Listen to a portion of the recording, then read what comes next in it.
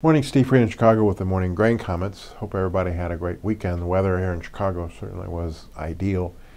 And I think that's one of the themes overnight in that we should see some couple days here of not only dry weather but warm weather across most of the eastern Midwest. That'll help crop conditions and planting and help some of the flooded out areas. Midweek, we see some pretty heavy rains moving across the plains and western Midwest, but it won't get to the east until the weekend. The extended outlook calls for cooler temps and maybe some rain. The 2-week outlook is also rainy, but temperatures closer to normal.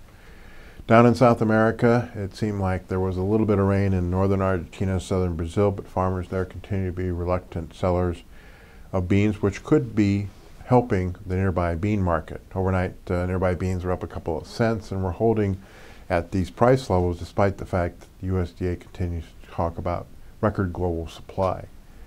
Over in the corn, just a tad weaker. I think it was just because the fact that we've got good weather, and we should have maybe 70% of the corn planted now, which is pretty close to average.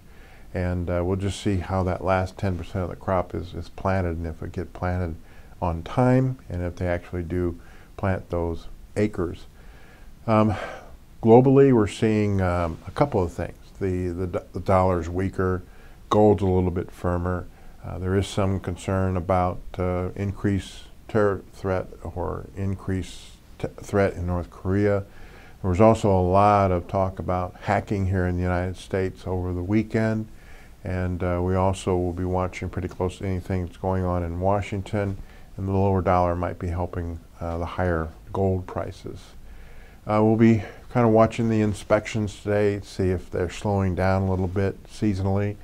We get a NOPA crush report today, and then later on we get crop conditions that will tell us about the planting and winter wheat ratings. So it's a weather market. We'll see on Friday we had a very low volume trade. Overnight we had a low volume trade, and it seems like the market's trying to figure out how we're going to break out of these ranges this year. As always, these are my thoughts, not those of ADM or ADM Investor Services, and have a safe and profitable trading day.